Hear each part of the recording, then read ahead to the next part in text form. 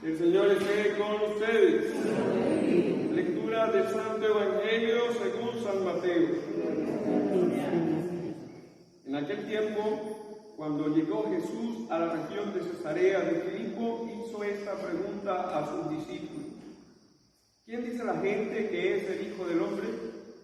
Ellos le respondieron: unos dicen que eres Juan el Bautista, otros que Elías, otros que Jeremías o alguno de los profetas.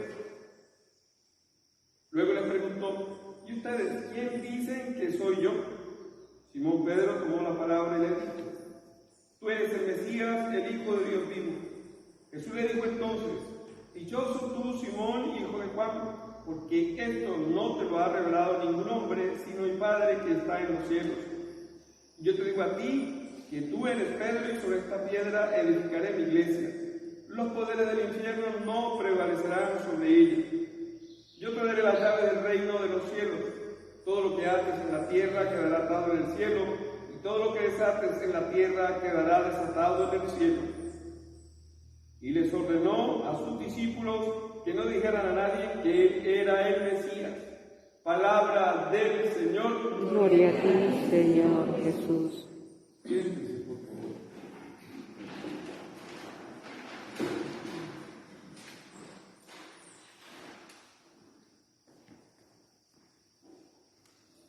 El día de hoy, la palabra de Dios es casi como que un polivitamínico. Trae muchas cosas que no puedo desarrollar.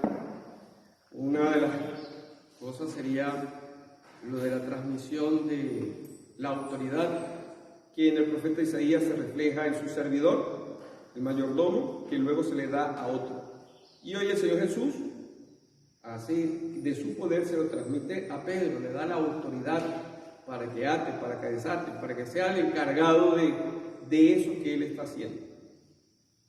También estaría la sabiduría de Dios, estaría que Dios no necesita a nadie para que le enseñe a hacer las cosas, porque es lo que decía San Pablo a los romanos: ¿quién le enseñó a Dios? Y nosotros no somos lo que le damos a Dios para que haga, sino que más bien al contrario. Nadie dice: yo me voy a ir para la tierra, yo voy a escoger nacer. Uno cuando se da cuenta está en este mundo. Y por cierto, así también, cuando se da cuenta se va de este mundo. Así como no llega, así se va. Quisiera así desarrollar la idea que pues, no hay que dejar de predicar, que no hay que dejar de tener presente, todas las otras también. Pero esta de ¿quién dice la gente que soy? Y la más importante, por cierto, yo trato de buscar imágenes y ponerle frases que sirvan para lo del Evangelio. Hoy en el Estado coloqué: ¿quién dices tú que soy yo? Porque, miren, dentro de la historia de todo lo que conocemos, de todo lo que se ha ido haciendo, hay opiniones sobre Jesús. Bueno, ya ustedes ven que el Evangelio dice que era Elías, que era Jeremías, que era un profeta, que era para allí para acá. Pedro sí da con la respuesta, da en el clavo. Pero fíjense, mientras llega ahí, van citando. Y durante la historia, voy a por ponerle dos. Un señor llamado Joseph Ernest Renan, él habla en una obra que él hizo sobre Jesucristo, que Jesús era un loco. Así, un loco que se creía Dios. Muy buena gente, muy por encima de muchos, pero al final, un ser humano como sea. Que eso dice Renan, pero ¿cuántos no dicen también eso ahorita en este momento? Si tú le preguntas a algunas personas, a veces hasta dentro de la misma iglesia. De hecho, me recuerdo ahorita que hubo un escritor que se le suspendió por eso, porque dijo que Jesús era un eón, o sea, una cosa como otro más dentro del montón. Otro señor que también dio por querer encontrarse con Jesús, por querer conocerlo, John Mayer, Jesús, un judío marginal. ¿Qué era Jesús? Pues un judío que vivió dentro de la comunidad, que se especializó y tal. Y fíjense, ese tipo de ideas caminan entre nosotros, a veces hasta dentro de la misma iglesia, porque nosotros no tenemos quizás claridad. Y miren lo que enferma la duda. Cuando una persona comienza a dudar, o cuando una persona no conoce a Jesús, es bien seguro que se va a distanciar. que no va a prestar atención, que se le va a convertir en un problemón la fe. Pero fíjense, uno tendría que reflexionar si Jesús era un judío marginal, si Jesús era un loquito, como tratan de ciertas personas y otro montón más. Entonces, ¿por qué Jesús logró todo lo que nosotros tenemos al frente? Y fíjense que una de las cosas que tiene Jesús, nuestro Dios, es que Él no se preocupó en demostrar nada. Él no se preocupó, Él no pensó, ay, dentro de 2000 años van a estar discutiendo sobre la Trinidad, sobre la presencia eucarística, nada. Él simple y sencillamente se ocupó en hacer lo que Dios le pedía. Él se ocupó en hacer lo que el Padre le decía. Y sin embargo, no dejó de decir quién era. Que nunca lo dijo así, ¿no? Yo, y tal. Aunque no usó la palabra yo soy. Porque Jesús, primero, Él asume la identidad que ya tenían por ahí, que era la de maestro. Y fíjense, eso es interesante. En el libro del Papa Benedicto, el emérito Papa Benedicto, él, en uno de sus escritos, creo que es el Rabino Nasser, él es un autor judío en donde, en un diálogo ahí ficticio con Jesús, dice que el problema con Jesús para los judíos solo es este detallito, que Él se puso por encima del templo, se puso por encima de la Torá. Eso era inconcebible. Ningún loquito de carretera, ninguno de los alebrestados de esa época, porque también hubo otros, pudo decir lo que Jesús dijo, que Él era más que el templo, más que el sábado. Por eso Él dice que Él es dueño del sábado. Se puso a la par con Dios. No dijo que era Dios, pero se puso a la par con Dios. Y tanto es así que si hubiese sido una cuestión de puro cuento, todavía, 2000 años después, todavía, hasta este momento, continuamos hablando de Jesús. Continuamos estando aquí presentes. ¿Por qué? Porque es que sí hubo ese evento. Sí hubo un Señor Jesús en la historia. Sí hubo un Señor Jesús que hizo todo lo que nosotros conocemos. Claro que habrá que estudiar un poco más. Y claro que algunos matizarán más. Pero lo que no puede negar nadie es que hubo un Jesús. Y eso quizás puede darnos vértigo.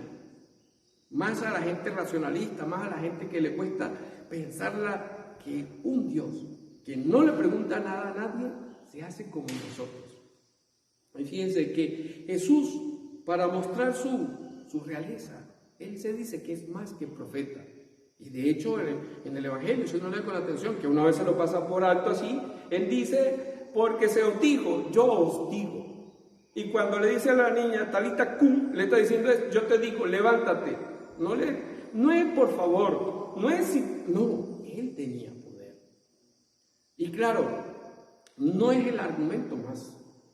Porque a veces resulta que es preferible construir ideas. Miren, la gente en Nueva Era se ha hecho. Hay gente que se atreve a creer que las piedras, prefieren creer que las piedras tienen magnetismo y son curativas, que pensar que hay un Dios, Jesús, que se hizo hombre y que está cerca de nosotros. Y fíjense que Él no apeló a ninguna autoridad. Él se creía y actuaba como tal. Y por esa misma razón, Jesús para nosotros es Dios. Y puede ser que otros digan, no, pero muy loquito. Pero es que un loquito no divide la historia. Muchos locos en la historia han habido, pero que dividen la historia de esta manera y la forma en que lo hizo, colgado en una cruz, y que crearon una institución del tamaño que tenemos nosotros, llamada iglesia, con 12 loquitos más. Y para colmo más les basada en el testimonio de una mujer que, según la Biblia, tenía alguito de mala fama. A buen equipo se buscó Jesús. Y mire que estamos aquí. Y mire que ese es el Jesús. Ese es el que nosotros tendríamos que conocer. Porque a veces sí es verdad y con toda la razón, dice, el encuentro personal, pero el encuentro personal pasa por entender a la persona. Yo para conocer a alguien necesito preguntarle más que el nombre, necesito preguntarle quién es, qué hace, lo que hace, dice de esa persona.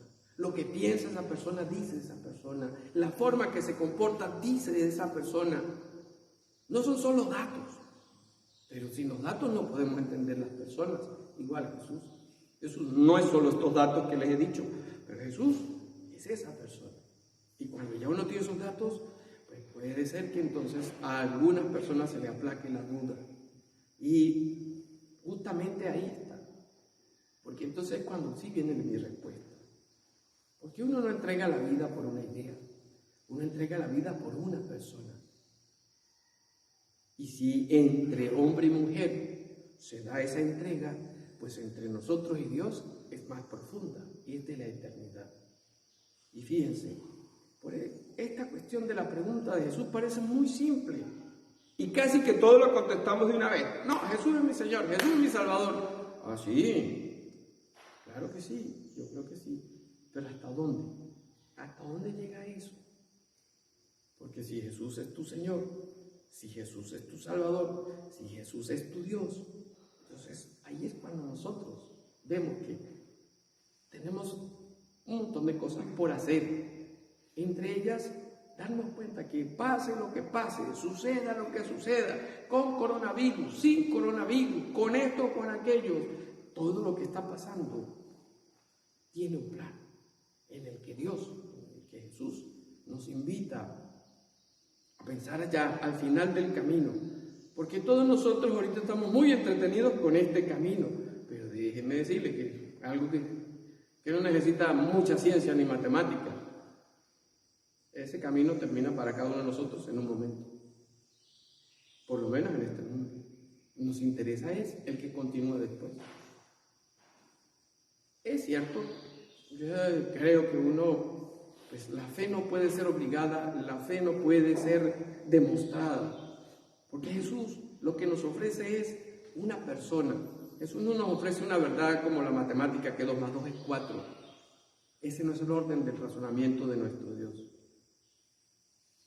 Dios razona como lo que es, como un Dios que le ofrece su amistad, que le ofrece su cercanía, que le ofrece su presencia a un ser que Él mismo creó para que la recibiera. Usted y yo pues tenemos la libertad de recibirlo o de rechazarlo. Por eso, la pregunta de hoy es esencial.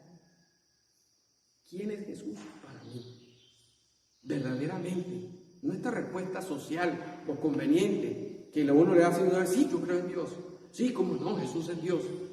A veces así, sin haberse sentado a pensar quién es realmente Jesús para mí.